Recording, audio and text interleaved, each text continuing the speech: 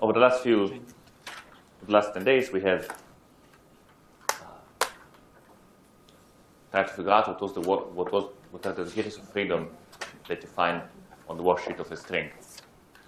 So we did our gauge fixing. We studied the property of free scalars on the cylinder, and so on and so forth. So let's put the pieces together.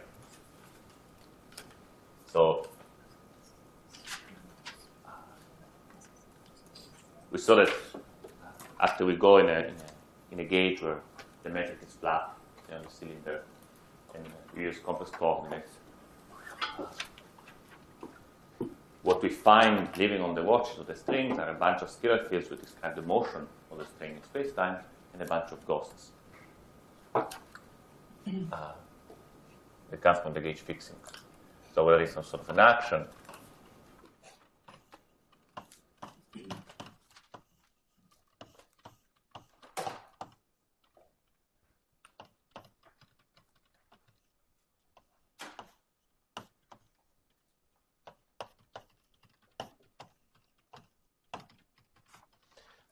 And everything is free.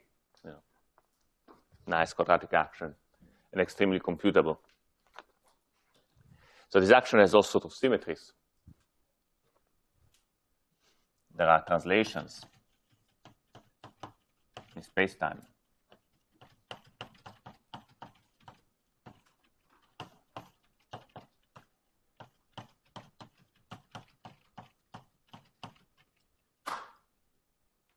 There are Lorentz transformations.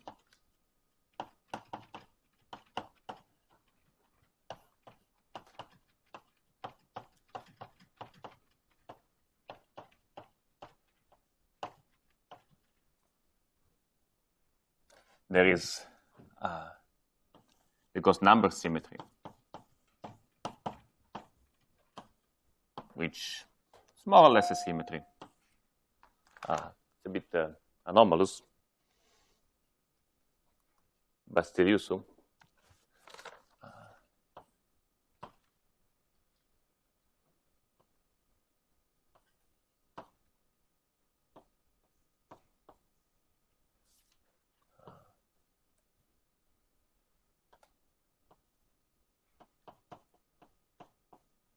So it rotates the C's and the B's in opposite direction. And finally, because of the gauge fixing, we are supposed to have a BRST symmetry.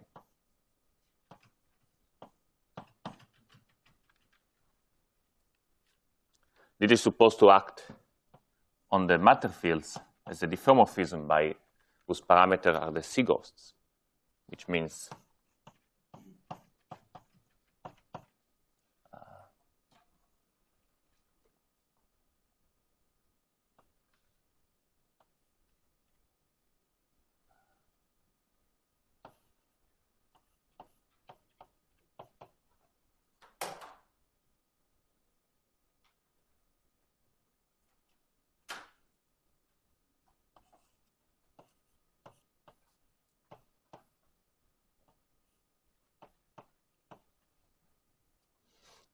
to act on the B field, on the B ghosts, by shifting them by the total stress tensor. And on the C ghost, I think something like that, at least classically. Now, these symmetries are pretty trivial to see in the action. This symmetry is a little bit tricky. I mean, it takes a bit of patience to go through the algebra. If you feel like doing it, feel free. But you can roughly see, you transform the x's, you get something like the x, something xxc, roughly. You transform your b, you get something else like xxc, but you also get something like bcc, because the stress tensor includes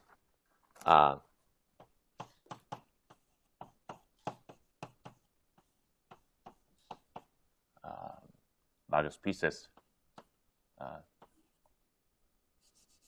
I don't remember all the signs and numbers, but it was roughly something like that.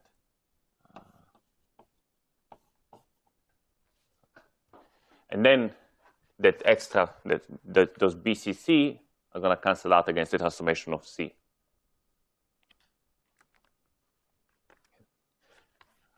Now, all of these symmetries are associated to currents. I think you have seen the Nether theorem in one of the tutorials. So, for example, the translations are associated to currents that look like this. These are the two components of the current. Perhaps, right. So these are JZ bar. And for translations, these are actually separately conserved. So in a sense, the translations in two-dimensional, in this two-dimensional free-field theory, split into two transformations which shift independently the left and right, the holomorphic and anti-holomorphic parts of X. Now, in flat space, this is not very important. Okay, at least it's not very. This extra symmetry is pretty difficult to see. It doesn't really act on anything interesting because there is, after all, the quantum numbers for these symmetries are the momentum, and we saw that roughly the momentum for the holomorphic and anti-holomorphic parts is the same. I mean, we define some zero modes at some point of the scalar field, but they coincided with the momentum. But actually, when you start studying string theory, more interesting work, target space, like study compactifications of string theory, then the existence of two separate conserved symmetries will become important. Lorentz transformations, I think the currents look like these.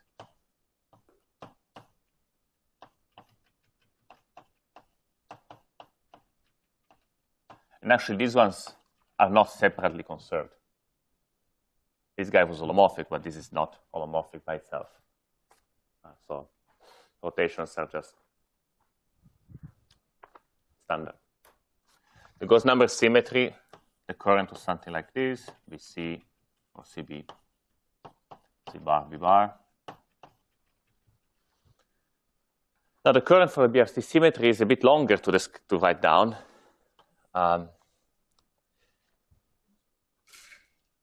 It's straightforward to get it in principle. You just apply another procedure to this transformation and this action. I'm not going to use the explicit form of this current. So I'm not going to, the coefficients I'm going to write on the board are not the correct ones. They're going to be all 1, and they're probably 1/2, so -1 or whatever. Find them on the textbook.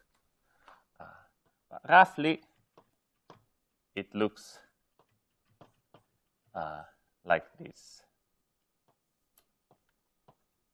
Classically, when you try to define it quantum mechanically, there are some, there is some point splitting to do. You get some extra corrections.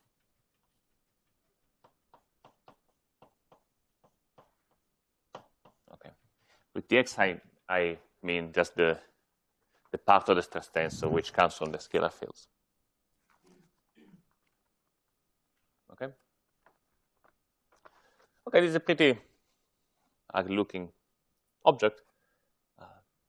It's clearly conserved because it's made out of holomorphic things. But what we really care about is that the charge that you get out of this current should be nilpotent. So there is a BRST charge. Usually it's denoted like this. Sometimes I'll denote it just as Q.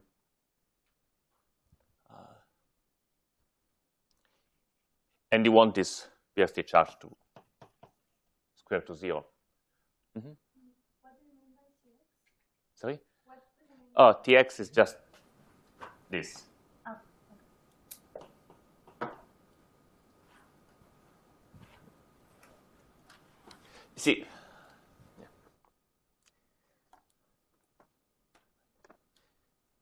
now if we want to study what we want to do, that is, so one of the things we wanted to do was to understand the spectrum of strings, the spectrum of string theory. We did it a bit by hand last week. And in principle, it can be done properly by using the BRST symmetry, meaning we start with the Hilbert space of this theory.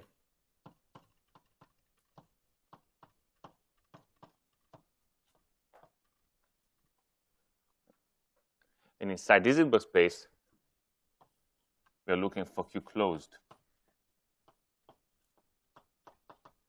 states.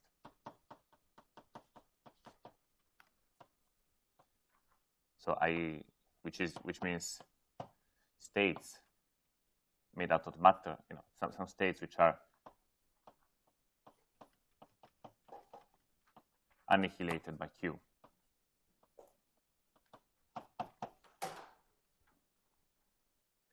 And then the spectrum of string theory is supposed to be the space of Q-closed operators, states, over the spectrum of Q exact states. So in order to describe the Q-closed states, the Q-exact states, we need to know how the BRST symmetry acts on states. Yeah, it does give you the action of on operators, on fields. But once you have the conserved currents,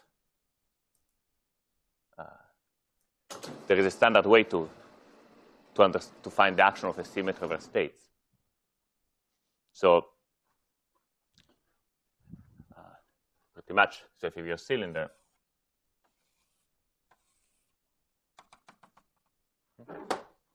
you have any conserved current, this component J sigma and J tau.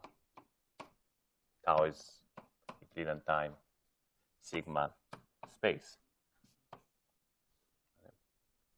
Then a way to get a charge is by integrating J tau in the sigma.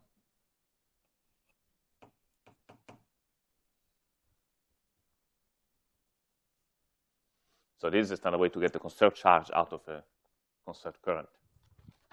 The reason this is conserved is just that you can do the tau here, bring it in, rewrite this as the sigma J sigma, and then integrate by parts to get 0. So if you apply to the BRST symmetry, you're going to get a specific expression. Right? This is telling you that BRST symmetry is basically the 0 Fourier mode of this BRST current.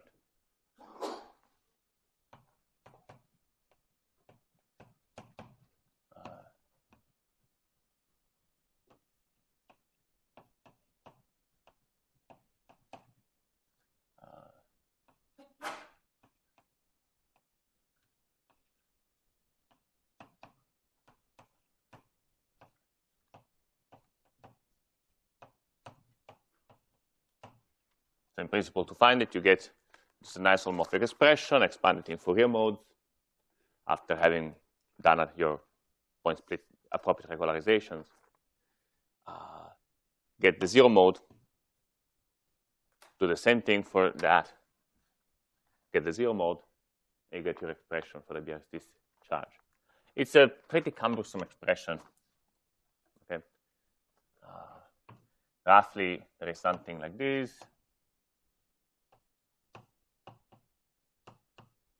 And then some stuff involving ghosts. And probably also something linear. You see. I'm not going to write in detail what that is. But really, you can get a lot of mileage just from the basic relation.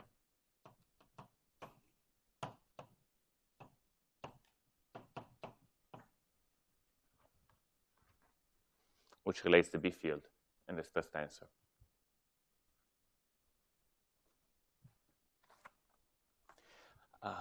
For example, let me show you some example of the consequences of that.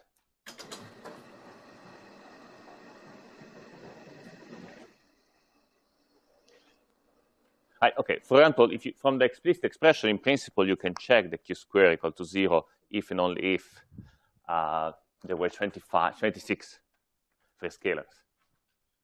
That's an extremely tedious calculation. On the other hand,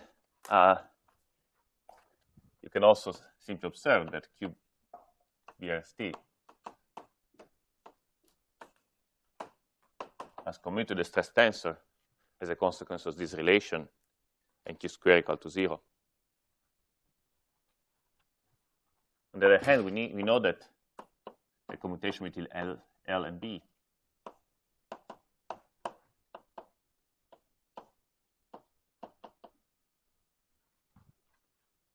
so if you apply a commutation with Q,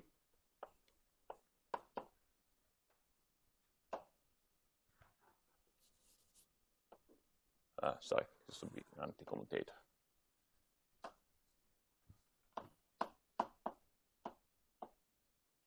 And sorry, I wrote it commutator, but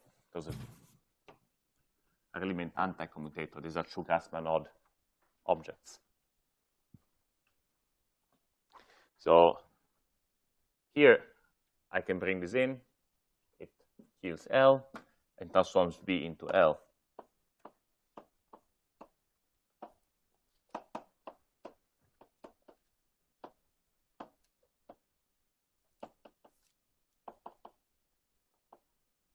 So you see that if you really want to have a BRST symmetry for which this is true and which is important, then it must be that your total Virasoro algebra has no central charge. When you write Lx of minus n is just the Virasoro mode for the export? That's right. That's right. And in these commutation relations, Ln is the Virasoro mode of the full BRST? That's right. Okay. That's right. So this BCC, this CCB is cooked up in such a way that when you commute it to B, it gives you the Fourier mode of that.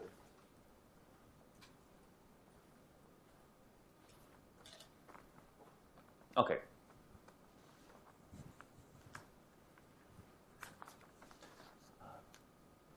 Now, finding all the Q-closed states, modulo Q-exact states inside the Hilbert space, and proving that the list that you have is all that there is actually another extremely tedious exercise. But there is, so it's done in Polchinski, I think, in detail. But what you really need to know is that there is a no-ghost theorem. So some people has computed the cohomology of this BRST charge. So the cohomology is known, and the cohomology has a nice, well-defined positive inner product. So by restricting to Q-closed dot states and dividing away Q-exact ones, we get rid of all the null states. So although this theory has ghosts, so this Hilbert space does not have a positive definite inner product. So I probably shouldn't even call it a Hilbert space. After I restrict to this and divide by the null states, I get something nice and positive definite. If the signature of space-time is 1,25. This is another kind of entertaining fact that, there is no Euclidean string theory or no string theory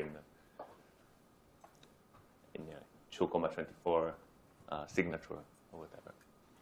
At least it does not have a, no, okay, maybe it's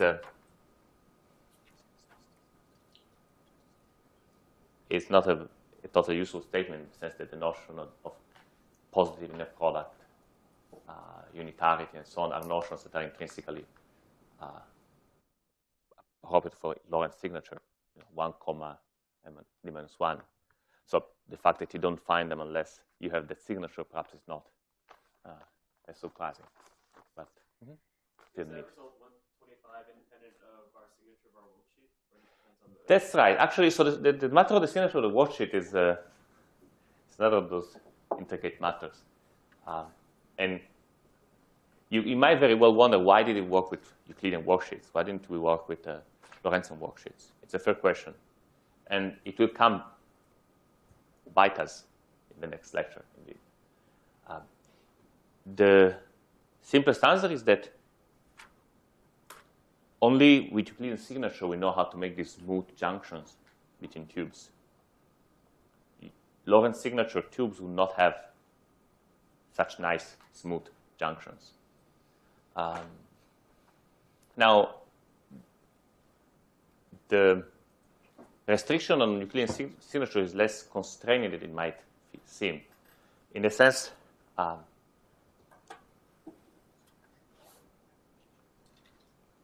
you can always do once you get a final result on how to compute the amplitudes, there will be some integral over the possible shapes of these worksheets, the intrinsic shape of this worksheet, the intrinsic geometry of these worksheets.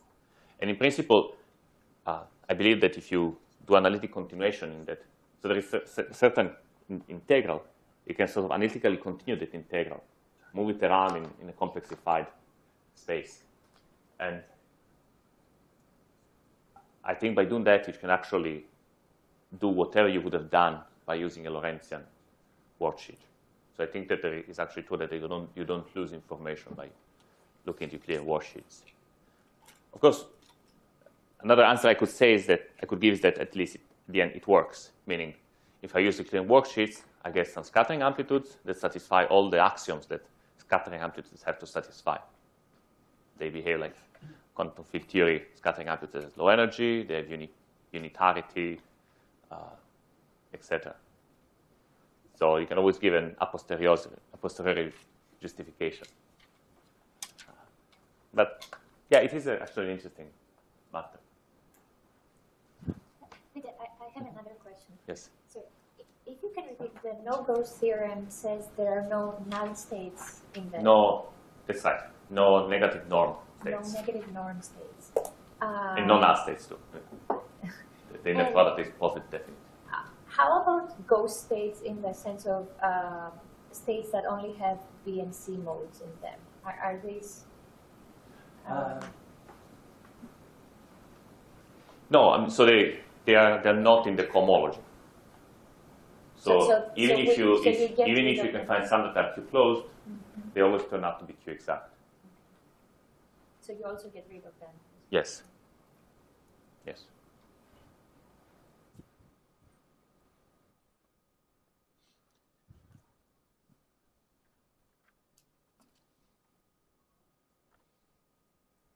Right, so now in a sense, I don't care about describing the whole BRST cohomology. But let's just focus on the states, which, in a sense, come naturally into the problem, meaning we started, before gauge fixing, we had some states of these worksheets coming in. So some states of the matter fields. Then we put in the ghosts. But it's, the states that we had should remain roughly the same. So the ghost will sit in the ground states, and the matter will do whatever it was doing before we gauge fixed, roughly speaking. So the states that are interesting to look at least to start with,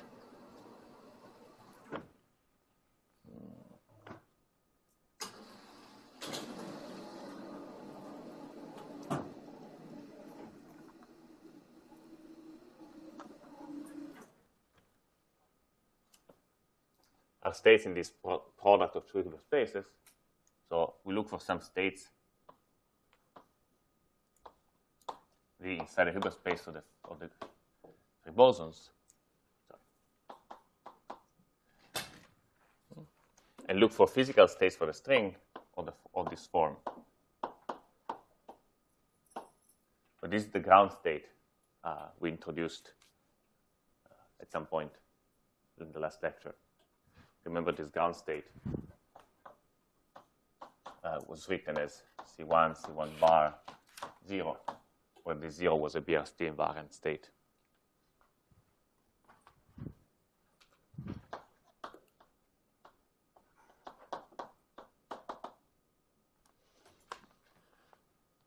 Now, because they're sitting in their ground states, these states have the property that they are killed by Bn for positive n.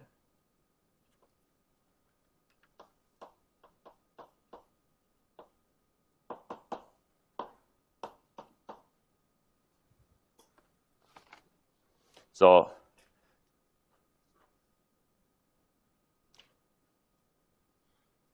let's substitute Q on this identity.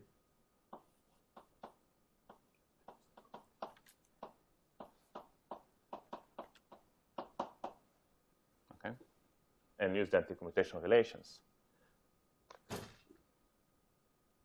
So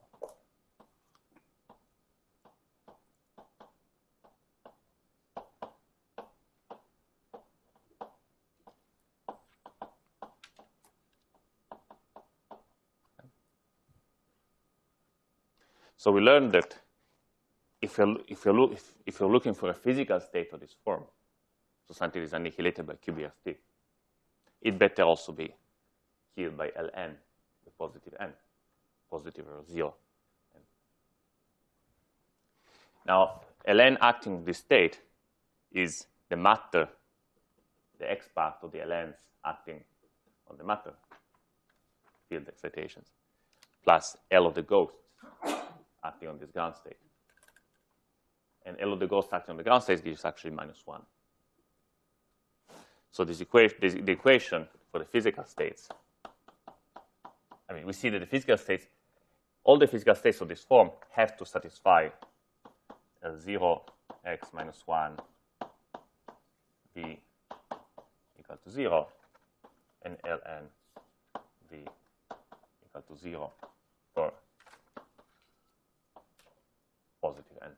So these are the conditions we saw last week when we did things by hand. With a little bit more work, you can show that the converse is true.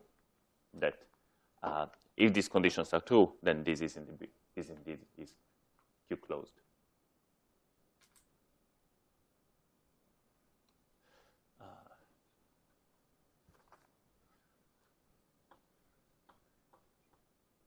It takes more work to show that the null states are of the form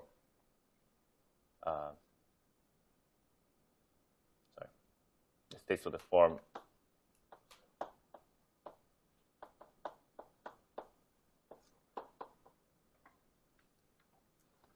the states of this form are null.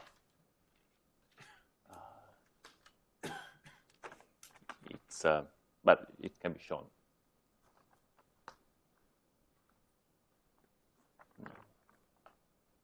It's not a straightforward calculation in the sense I cannot just tell you, okay, this is equal QBRST or something obvious. So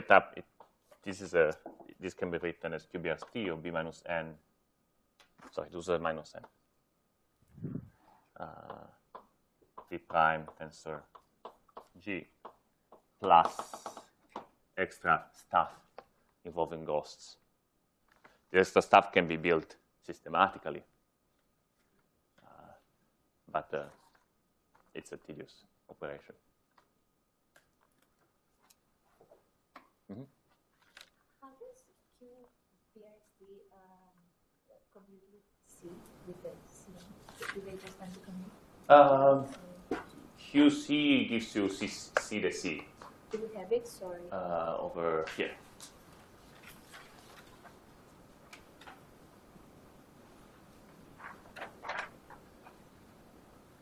Right.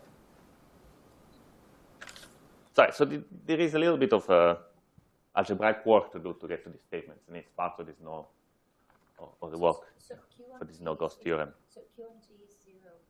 Is that true? Mm-hmm. Q on G? That's right. Q on G, that's correct. That's a good QBRST on G gives C0 G, which remember was the other ground state. See, there is only one Q commutes with L, right? particularly commutes with naught. So Q does not change the level, the energy of your state. It commutes with the energy. It's conserved charge. And when it acts on the ground state, all that it could have given you was the other ground state. And it does.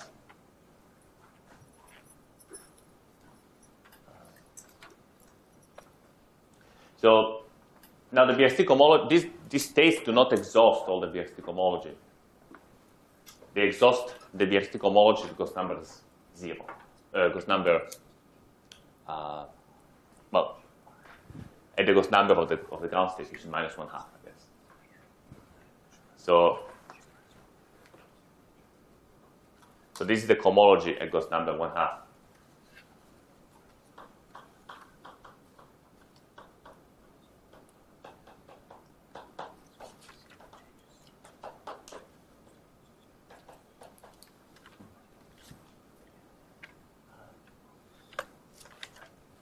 And in a sense, these are the natural states to insert in a string theory scattering amplitude.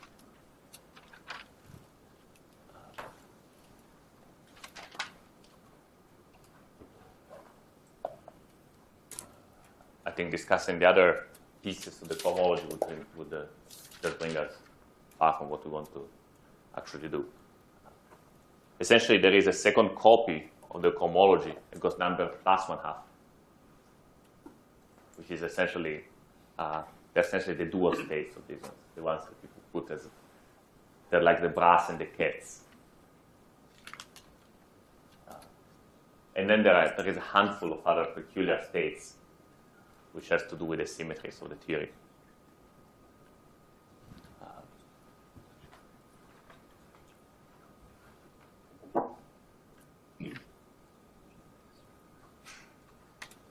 In which leave it more peculiar process of Gauss number. Okay. So, fine. Starting from here, you just repeat the discussion we had last week. We already know that these conditions automatically tell us that the string spectrum has a tachyon, a graviton, a couple other massless fields, and then infinite powers of massive fields. What I would really like to get to over the next few lectures is to compute the scattering amplitude between these states. And to do that, we need a little bit more a few more tools. They're all tools about two-dimensional field theory, free field theory.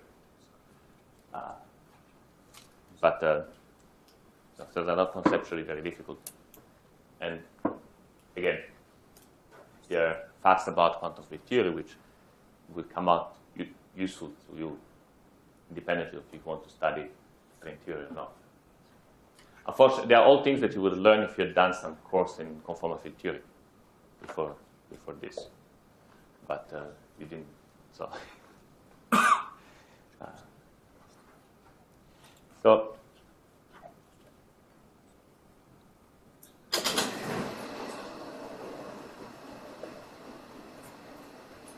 now, it's clear that before doing scattering amplitudes, okay, you could say, okay, fine, because the spectrum of string theory. We found some spin 2 massless state. But even when I call it a graviton, it's just a name, right? Unless you see why the scattering amplitudes of string theory reproduce the scattering amplitudes of quantum field theory, it cannot be, there is no way to understand why this is actually a graviton, a true graviton, why string theory is really a theory of quantum gravity. So to understand that, we need to keep going.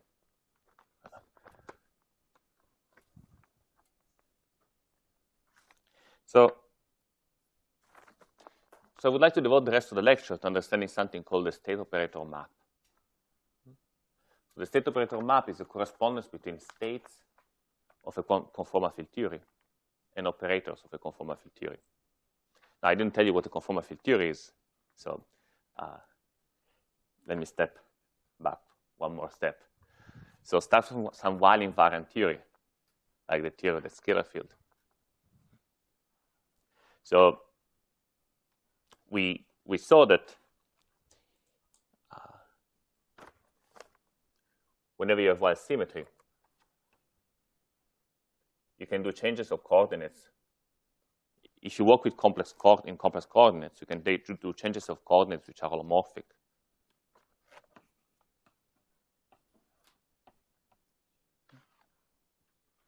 And then use the Weyl transformation to bring the metric back to be flat. So this sort of change of coordinate will send the z bar to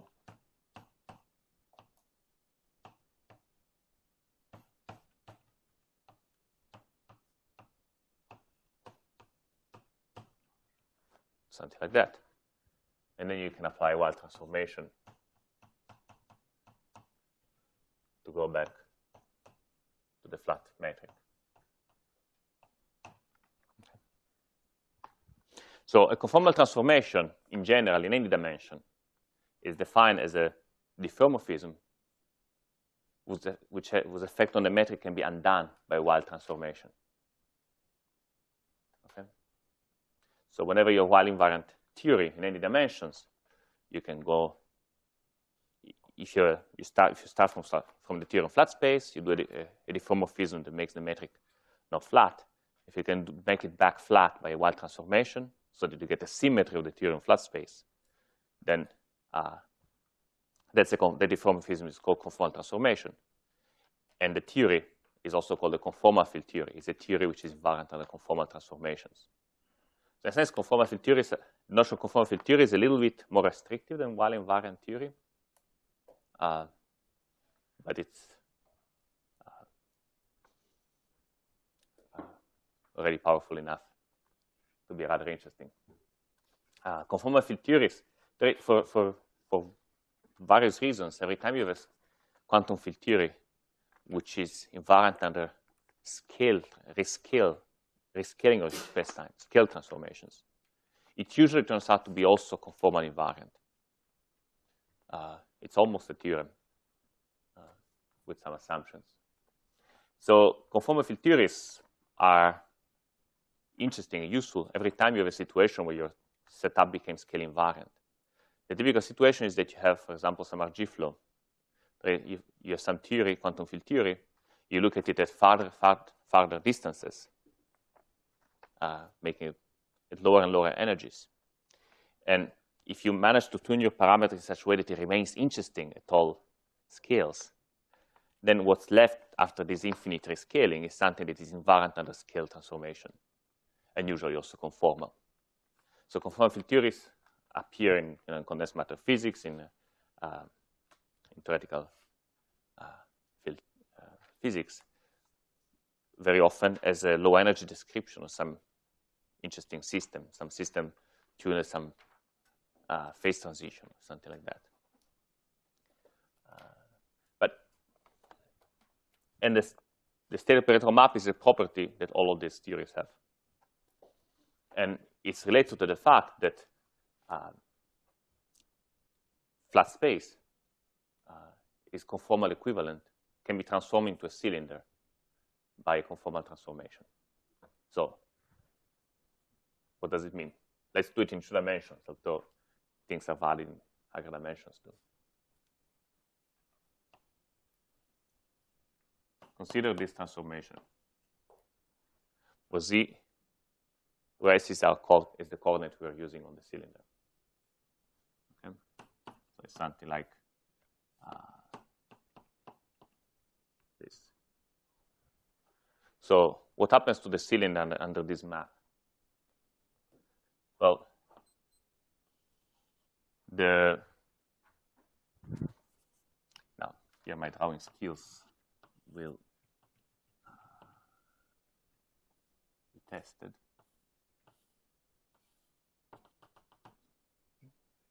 So the lines of fixed tau become lines of fixed radius in the plane.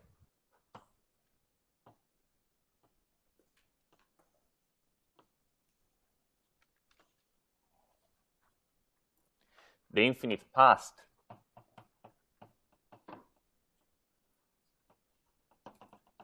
is mapped to the origin.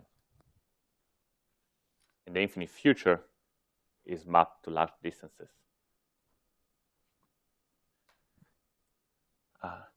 Translations along the cylinder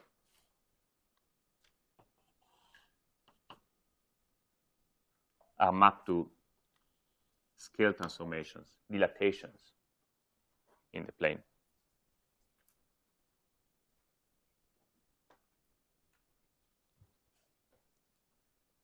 So if I give a correlation function on the cylinder, and you do this transformation, you might wonder, what do I get on the plane?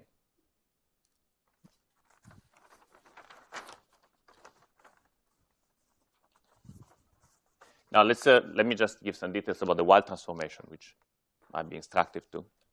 So if I start with ds, dz, dz bar, no, sorry, ds, ds bar, this becomes dz, dz bar over z squared. So the wild transformation, which relates the cylinder and the plane, is a transformation which blows up a neighborhood of the origin. So it's able to transform a neighborhood of a point into a semi-infinite tube. So you can imagine this is going to be useful when we study scattering amplitude of string theory, because we had to deal with this sort of very complicated surfaces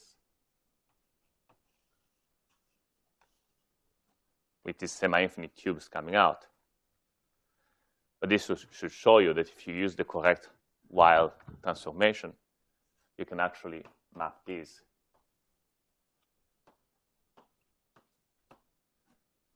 to a sphere with 4 special points. Your wild transformation can transform these semi-infinite tubes into neighborhoods of points.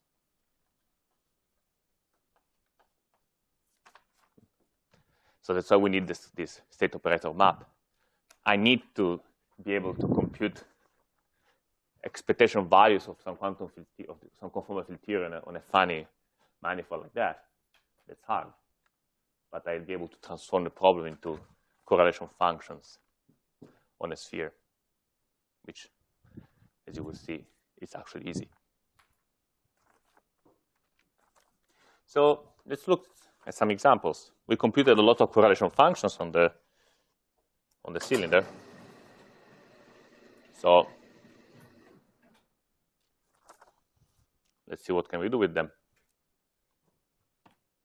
For example, we computed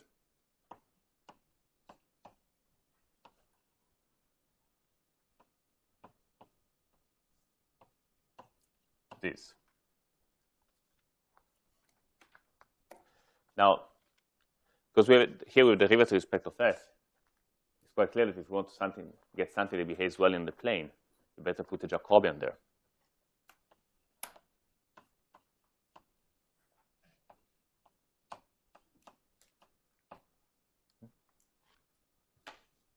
So what is that? The Jacobians themselves are e to the minus s and e to the minus s prime. And then there is the correlation function, which we computed, which look like this.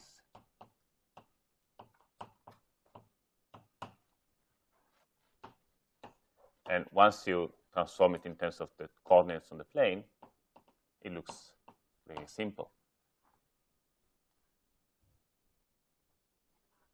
Indeed, this actually coincides with the expectation value, with the correlation function on the plane of dz(x), dz(x).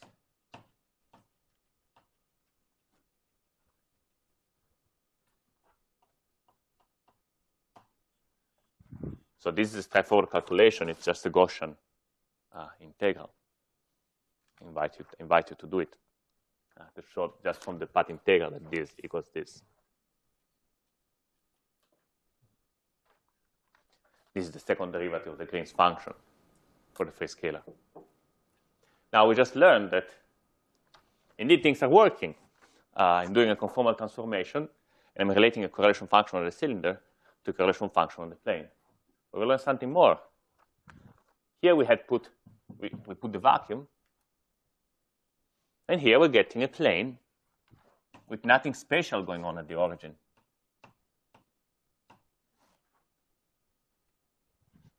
So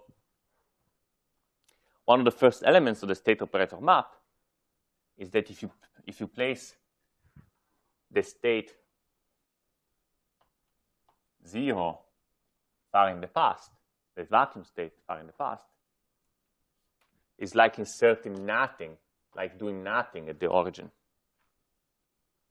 So it's like inserting 1 at the origin. See, because strictly speaking, the cylinder is not mapped to the plane. The cylinder is mapped to the plane minus the origin. So in principle, you could get a path integral on the plane with something funny done at the origin. But here we see that if we put the vacuum, you actually do nothing funny at the origin. Yes? Can you explain again why the 2-point function on the plane corresponds to like not having a state in there at all? It's not much about the 2-point function. So here I did a 2-point function, but I could have done something more complicated. So I could have taken any number of these.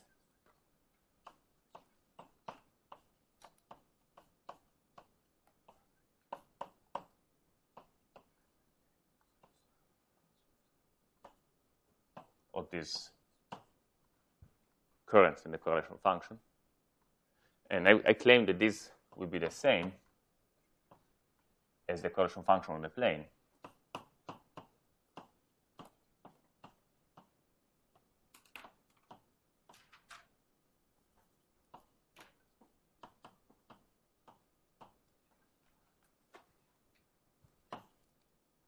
With nothing at the origin. Now, what if I didn't put the vacuum?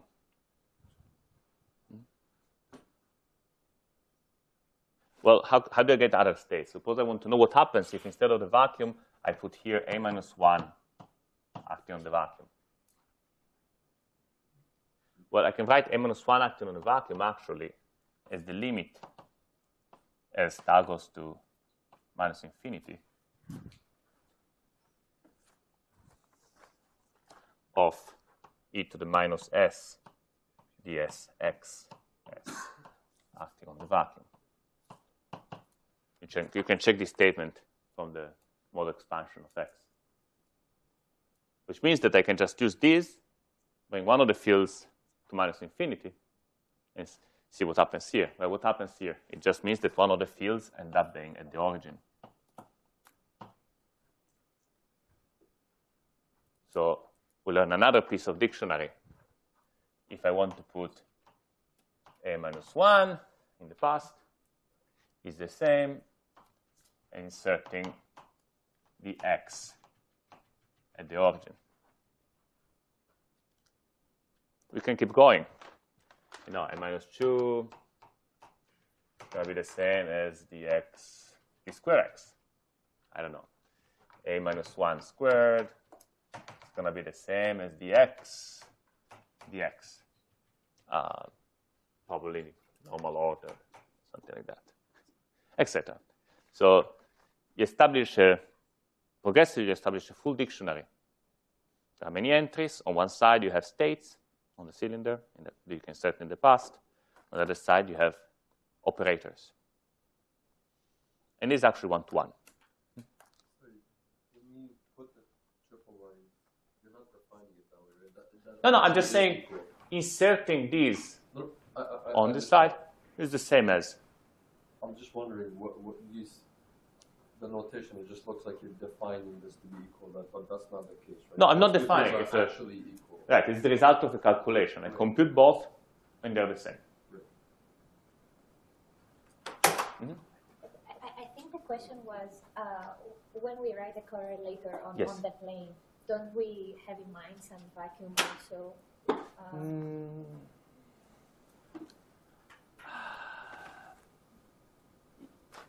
Not really.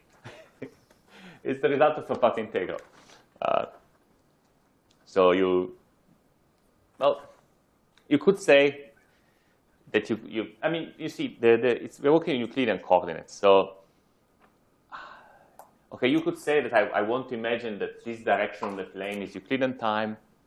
So I put far in the past the vacuum on the line, and far in the future the vacuum on the line.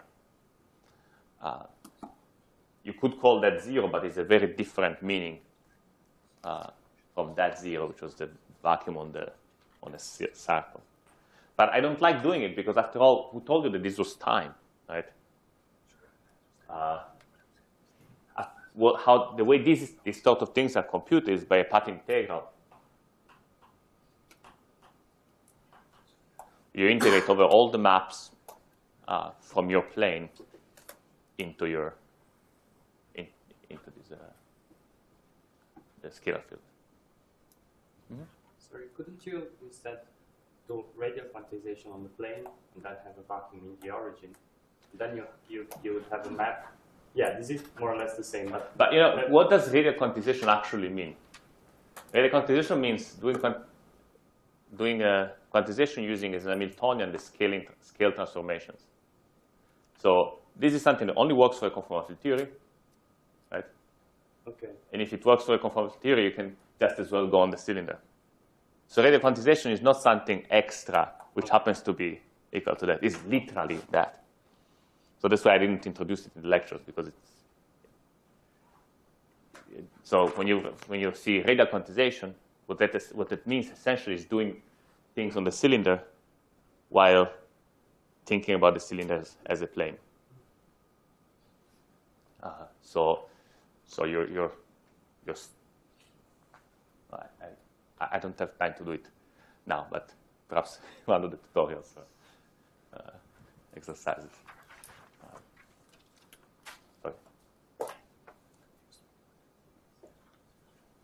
So here we did it for the currents. Okay. And of course, so this can be extended to all the operators which are built out of the currents. So I know the stress tensor. For example, it's true that if I put L minus 2 on the vacuum on one side, this is the same as inserting the stress tensor at the origin. And so as I was mentioning, the existence of this sort of map correspondence between states and operators for conformal field theory is universal. It's true for every conformal field theories. Here we're discovering it for the free field theory, a step at a time. Now, we are clearly not done, because there are a lot of other states in the Hilbert space, right? We have not said anything about the momentum modes. So, question, is there an operator which, inserted in the origin, will mimic the effect of a momentum mode in the past?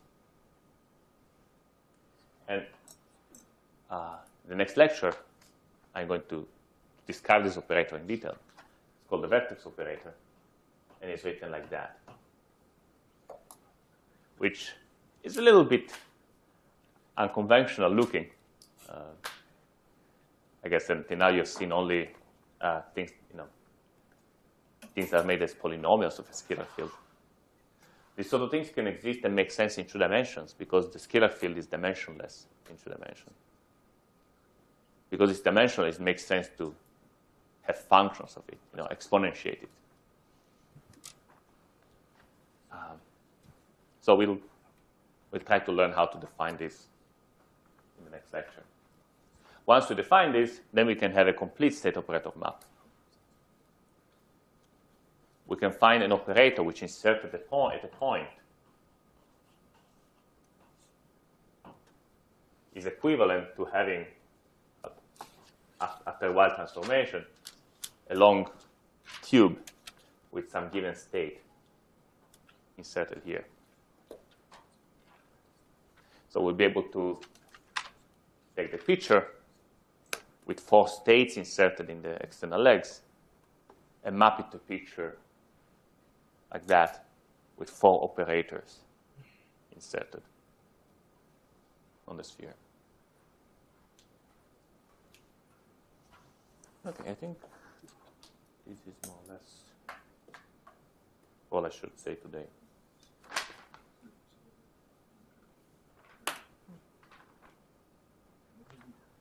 Yes.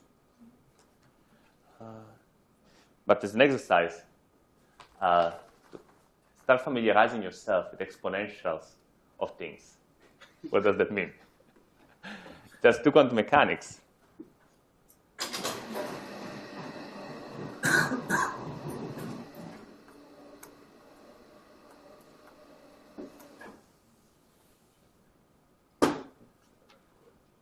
So try to see what you can learn by thinking about operators of the form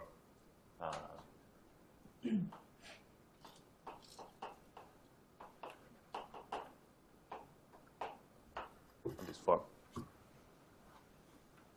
How do they multiply, for example? Can you compute this?